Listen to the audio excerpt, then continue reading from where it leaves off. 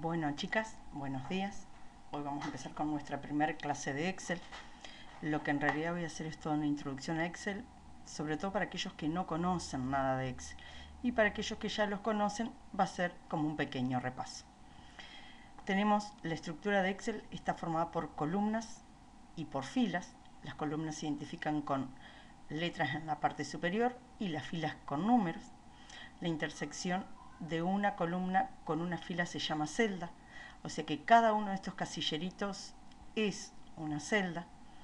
De todas esas celdas hay una que tiene el borde más grueso, sería el equivalente al cursor de Word para poder escribir.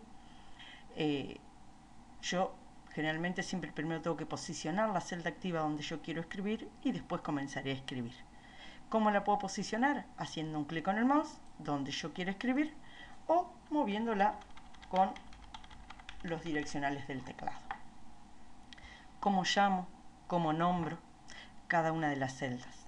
Primero se dice la letra de la columna y después el número de la fila. Por ejemplo, yo puedo decir que esta es la celda B4.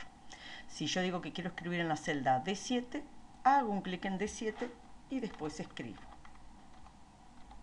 Siempre después de escribir, Enter o un clic en cualquier parte. En esa celda escribí mi nombre, en otra celda cualquiera, por ejemplo en F2 voy a escribir un número. Esto es para mostrar que todo lo que es texto queda alineado dentro de la celda a la izquierda por defecto y todo lo que es número a la derecha. Eso no significa que yo después, por ejemplo, pueda seleccionar y lo pueda centrar. Pero bueno, por defecto trabaja de esa manera. Todo lo que es número queda alineado a la derecha de la celda. ¿Qué pasa si me olvidé de agregar algo dentro de una celda? Hay dos formas de corregir. Primero haciendo doble clic dentro de la celda donde yo quiero agregar lo que me falta.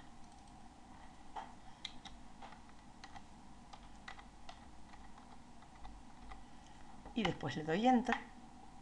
Lo voy a alinear a la izquierda. La otra forma sería, supongamos que acá me faltó un 0, un clic y un clic aquí arriba. Esta barra es muy importante, es la barra de fórmulas en Excel.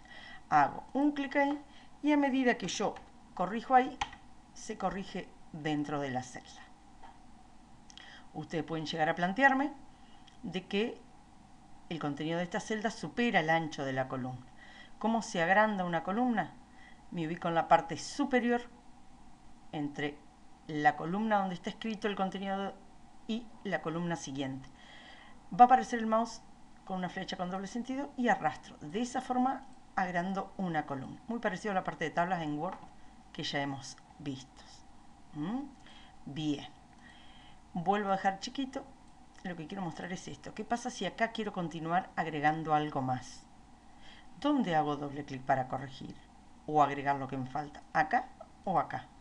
Si yo hago doble clic acá, me doy cuenta que no aparece nada. O sea que en esa celda no está escrito el texto. Es doble clic ahí. Me corro. Por ejemplo, si quiero escribir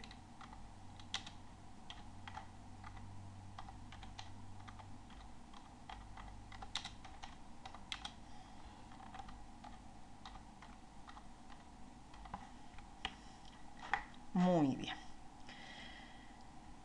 Supongamos que yo acá quiero hacer una corrección ahora. ¿Dónde hago el doble clic para corregir? ¿Acá? O supongamos que yo acá me hubiese equivocado y agregué algo de más. O acá. Sí o sí el doble clic es en la celda donde yo lo escribí, porque si yo hago un clic acá, miro en la barra de fórmula todo el contenido de la celda. En cambio, si yo hago un clic acá, me voy a dar cuenta que dentro de la celda no hay nada. Entonces hago un clic acá y un clic acá, o doble clic dentro de esta celda y me corro.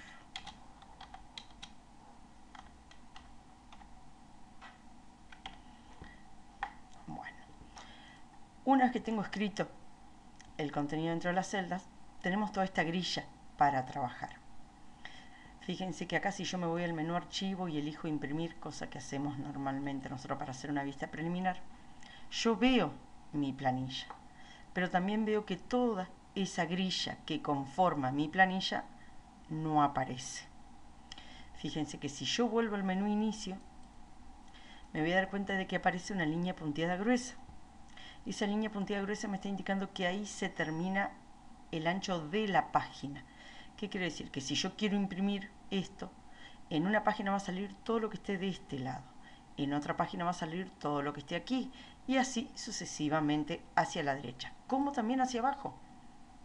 Fíjense que si yo voy bajando entre 50 y 51 también hay una línea punteada gruesa.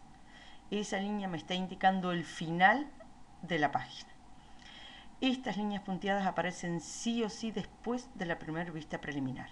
Mientras no hagamos vista preliminar, esas líneas punteadas no van a aparecer. Y son de suma importancia, sobre todo cuando trabajamos con planillas muy grandes. Acá se trabaja igual que en Word. Si yo quiero modificar un conjunto de datos, siempre primero se selecciona. La primera queda en blanco, pero eso significa que está seleccionada igualmente. O sea, si yo digo, bueno, quiero cambiarle el color de letra a todo el contenido de estas celdas.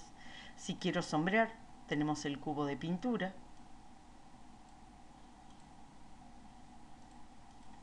¿Sí? O sea que podemos trabajar de la forma ya conocida.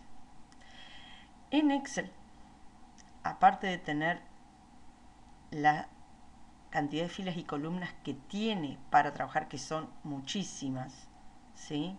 Si ustedes pulsan la tecla fin y la flechita del teclado, el direccional hacia abajo, me voy a la última fila, que si ustedes miran ahí me dice la cantidad de filas que tengo.